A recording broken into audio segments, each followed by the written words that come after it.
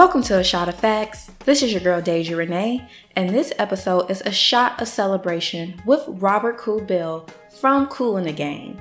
Now, Kool the Gang, if you have been living under a rock, is a 7-time Grammy Award-winning, American Music Award-winning, multi-platinum selling group, and also the most sampled band of all time, selling over 80 million albums worldwide, and influenced the music generations with the top 25 10 R&B hits, 9 top 10 pop hits, and 31 gold and platinum albums.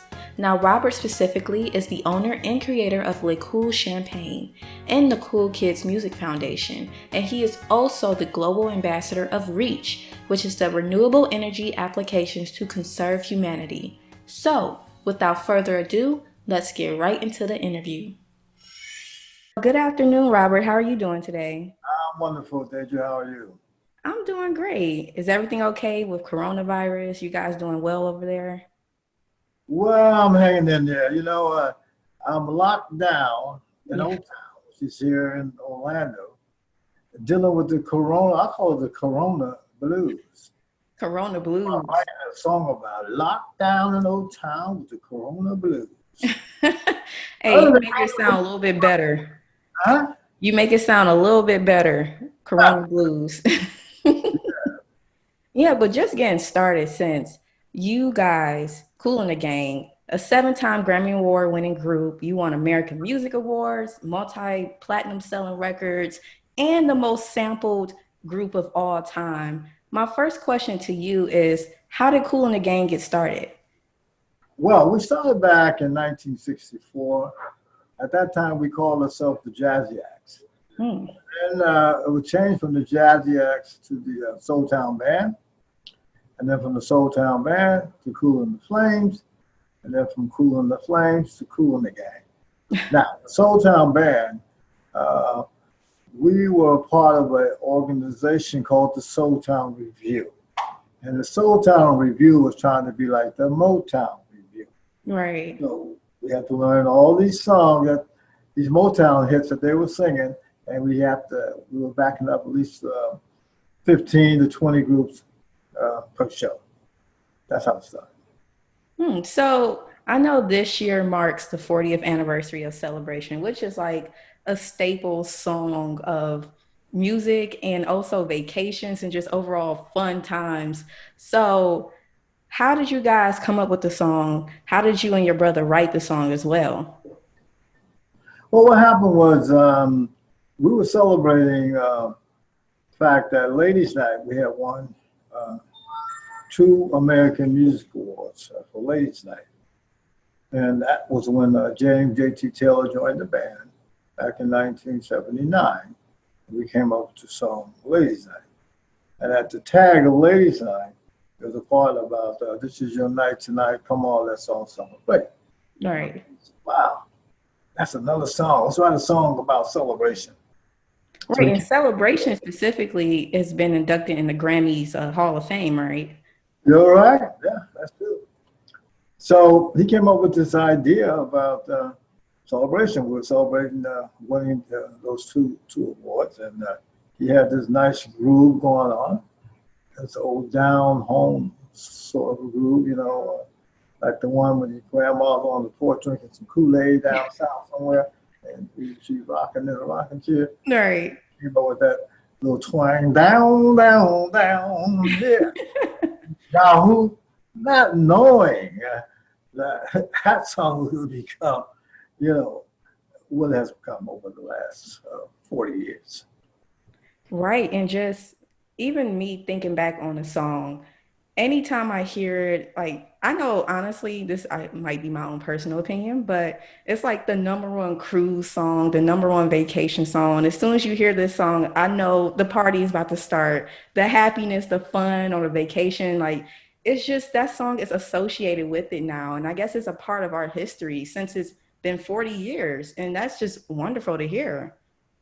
Yes, it's been great. I mean, because celebration is used for so many things, as you know. Birthday parties, bar mitzvahs, Super Bowls, soccer championships, World Series. It goes on and on and on. And to have a song like that, it's like it's a blessing. You remember the days of the vinyl records and the cassettes and Right. tracks and you know CD. Now it's streaming. You Yeah. know, so a whole nother Streaming and internet and social media, that thing. all plays a huge part of getting known as an artist nowadays. So yeah, that's definitely different than going to the record stores and waiting for a CD to drop out. Yeah, it's definitely different now. I mean, it helps though. I mean, because of the new and young artists, there's a market there who understands that. You know, like I said, I'm not totally on top of that. You know, but you know, with your iPhones and you just make a record in your bedroom with an iPhone. Right. You know, we're at the days of the big studios of the 48 tracks and the 72 tracks and et cetera, et cetera, et cetera. Yeah, but you know, but it is what it is, and you know, you get to the media much quicker, and it's a world that's you know, with the new technology. So I'm not against it, but you know, I still like the old days. Yeah. Wait, so how did you keep Kool in the Gang going on for so long? You guys are 50 years in the game now, and some artists don't even last past their first hit. How did you guys do it? Well, you know, our parents, our mothers, the original groups, told us to stick together. Right. You do stick together. And that's what we've been doing. We've been, you know, working together, sticking together. We still have four of the original members. We started with eight, and we still have four. So whenever there's a problem, we try to work it out. You know, as the French might say, for every problem there's a solution. Mm. So you know, it's you know, it's a family. So you're gonna have your arguments and disagreements and all of that. Some are going to come, and some are going to go, but we still have the four original members. So we're thankful for that to still be around Right. for so many years. Just the fact that groups nowadays don't stay long at all. If there is any groups, period, in this day and age, the fact that you guys stuck together, is it because of you guys were a family and that was kind of the reason why it made it a little stronger or easier to stay together? I would say so. I mean, my brother and I, we were two actual blood brothers, you know, and the group of original members. And we started young. I mean, I was only 14 years old. We went to school together, grew up together, and, you know. So, yeah, I would say it was a family affair, and that's why we're still together today. That's good. That's wonderful. Now, like just going into your business ventures now, because I know you had the Kool Champagne line, the Kool Kids Foundation. So, do you want to first talk about the Kool Champagne line? Because I know you're starting to come into the States now, because you started in France at first. Absolutely, yeah, up in Reims, Champagne country. And first of all, I was touring about 4 years ago in Europe, and especially France. And the promoter who's promoted the show had this idea. He was doing something with the late Barry White. He had a champagne for the late Barry White, and he was doing something with one of the members of the Bee Gees. And he asked me, well, yeah, what about selling this champagne? You know, come up with champagne and sell it on the tour. So I said, well, I'm not really interested in selling it on tour because, you know, people come to your concert, you know, they're used to a T-shirt, cap, Right. stuff like that, you know, try to get them to buy a bottle of champagne. So I said, well, what I am interested in is retail. How to get on the shelves. I wanted to get on the retail shelves for champagne. And I came up with this concept idea called Le Kool Champagne. And I wanted to have that French vibe to it, like Right. style and Dom Perignon and, you know, Tico. And so I really wanted to break in Europe first and then come to be discovered in America.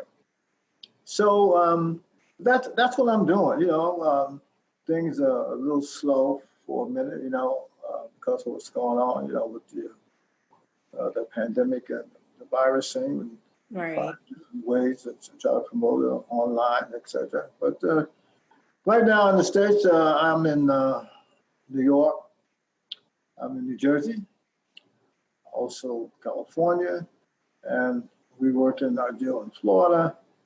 It looks like we're going to be in Georgia in a couple of weeks. Oh, congrats.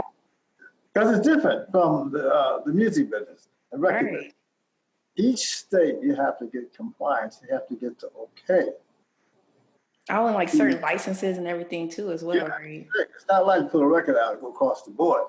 Mm-hmm. No, you gotta deal with each state. So we're getting there. So we're happy about it. And hopefully, when we come out of this thing, Right. we find a cure for this whole Right. blues. Everybody will want to celebrate. And why not celebrate with a nice ice cold glass of Kool Champagne? You heard it, folks. Look, shot of facts. We are alcohol enthusiasts here. So, because you need to come to the DMV. That should be the next stop, the DMV area. We are waiting. All right. Yeah, but going into the Kool Kids Foundation, since that's something that you and your late wife has started, right?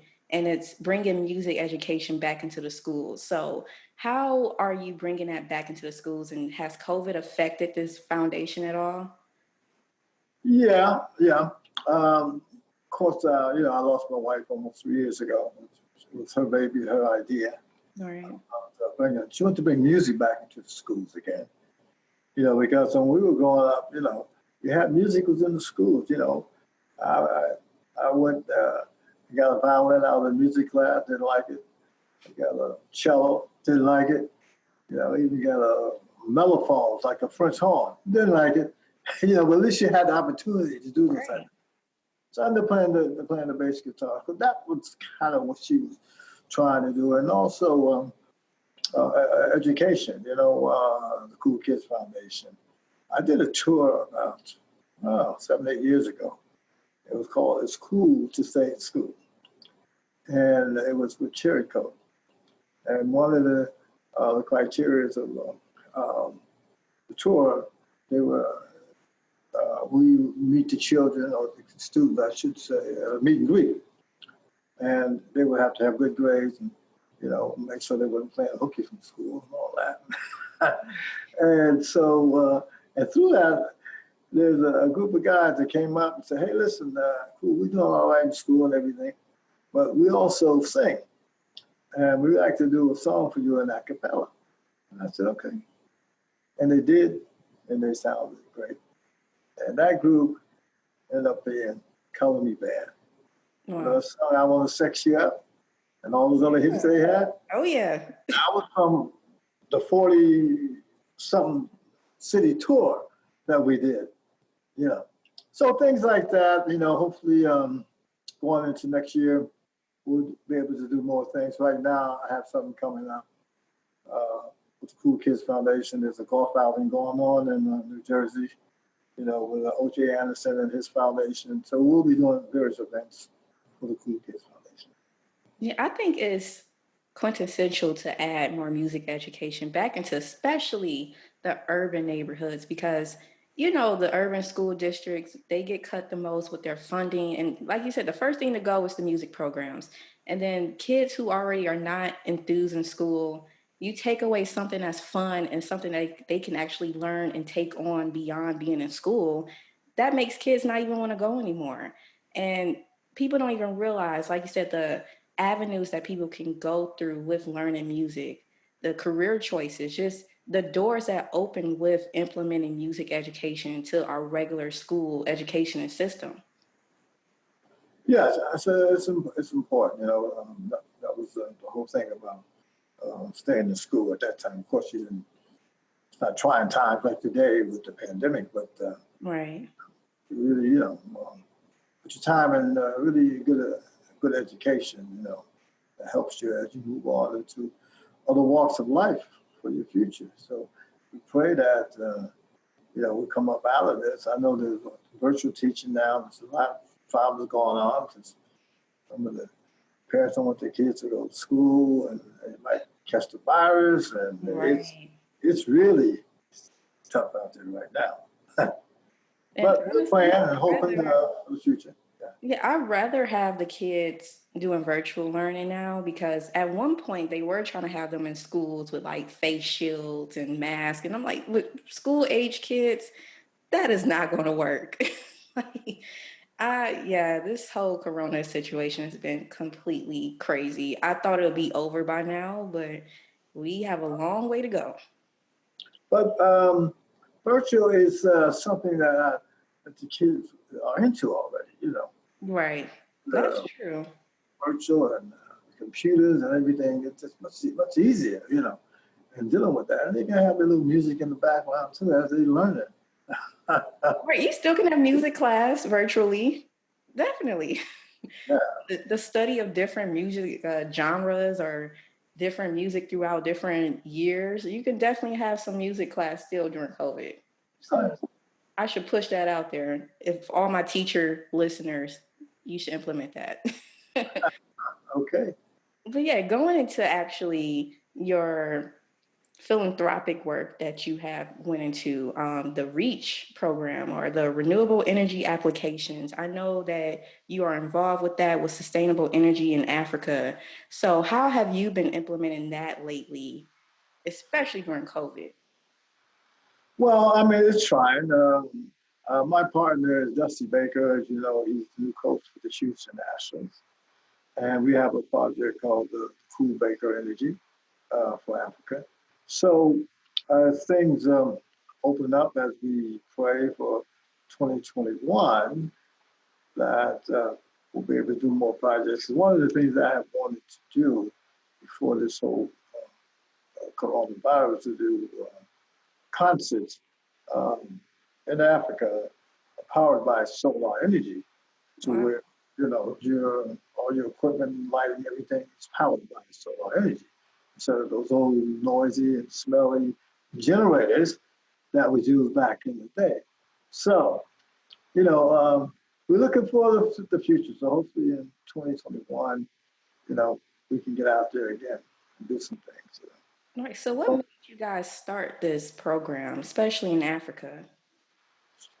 Well, I've been going to and out of Africa for the last almost 30 years. Various projects that I've done for the children of Africa, Nigeria, education for the kids. I've had the blessings of the late Nelson Mandela and other great African leaders. I also was involved with a project called in Kenya about AIDS awareness. It was about no glove, no love. So those kids, can't tell them what to do, but at least protect yourself. It was sponsored by Coaxo and Klein. You know, um, so we have been doing various projects in Africa for many years. But there's a love there for Africa, and we will continue. God.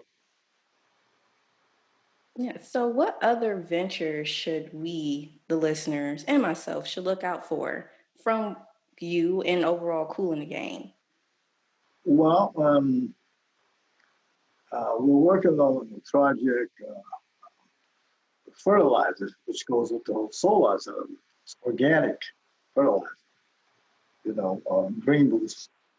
And we have a couple other names that we, you know, um, for to enhance the yield of farmers, in America and in Africa. That's another project that my cousin and I are doing. Tony set So up that's more into organic farming in a sense. fertilizer, organic fertilizer. Yeah. Okay, that's cool. So I So didn't know you're into the sustainable energy overall with agriculture, energy sources, and everything. Okay. that's how it's moving. Now, going back to Kool the Gang, we have a song called Pursuit of Happiness, which should be out shortly. And it's called Pursuit of Happiness, World Peace. And it's dealing with what's going on today. It's dealing with some of the lyrics from the Constitution that my brother wrote, for the pursuit of happiness. And we also, my cousin and I, we have a concept called Let's Make the World Cool Again. I know that Trump was saying, let's make America cool again. What about the world? Let's make Right. it cool again. What happened to the days of Adam and Eve? when it first started. Where did we go wrong? Let's find a way to make the world cool again. Okay, you guys heard that. I will make sure to add all of that information in the show notes as well, just for everyone to get more information, the foundation, your champagne line, all of that would be in the show notes for people to look up. But for my last question for you, actually, do you have any last words of advice or recommendations for people that are trying to get into the music entertainment industry or just overall for us to know? Well, be serious about what you want to do. Work hard at it, and really learn as much about the music business as you can. Because it is a music business as well as coming up with great songs. And you got to make sure you pay your taxes and all that stuff too. Yeah. Taxes always get people. Cause they get half. I'm talking about through experience. But anyway, try to be serious. Try to be original as you can. I know sometimes it's very hard, to be original. Try to come up with your own concept, your own style. You got guys like that. I have no problem with that. Like Bruno Mars to me is like a young Kool the Gang. Oh, yeah, I love him. Yeah. These other groups, but that's cool. That's cool. They can be cool like that. But be serious about it. So if you want to be in the business, be serious about what you get into. Now, I do have one last question now. How could we bridge the gap between past and current generations of music? Well, it's kind of happening now. A lot of the younger artists is listening to, what we did, and then you hear in the music. If you take people maybe like Usher and some of the others coming up, you hear that the '70s R&B vibe, either some of the '60s. Some of these groups, they bring that in, and then plus in the hip hop world, they take those beats of the '70s and add it to what they're doing. I'm not saying everything that they do is great in terms of their message, but there are some that are great in terms of the message, and they all utilize it about music. So that's kind of like bridging the gap. Okay. And how can we find you? Social media, website, or anything that we can get more connected with, learning more about what you guys are doing, your foundation, and the champagne line? Okay, well, first of all, it's koolthegang.com for Kool the Gang. Then I have the Kool Champagne. And then I have Mr. Purett, Robert Kool Bell. That's my Instagram that my son, I call him the Prince Hakeem of the life. So those are the three areas I can be reached. Okay, guys, I will add all of that in the show notes. Please make sure support Le Kool Champagne, support the Kool Kids Foundation, support good music. 40-year anniversary of celebration. And I just want to thank you for coming out and discussing this with us. Thank you. Thank you. All right. And with that being said, I will talk to you later. Okay. Be safe. You too. Thank you. And this concludes a shot of celebration. Again, I want to thank Mr. Robert Kool Bell for taking the time out to discuss Le Kool Champagne, the Kool Kids Foundation, and the REACH program to us. Again, make sure to support Robert in all his endeavors, and make sure to support A Shot of Facts by liking, rating, reviewing, subscribing, supporting us on Cashapp at ShotOfFactsPod, telling a friend to tell a friend, and I will see you guys later. Peace.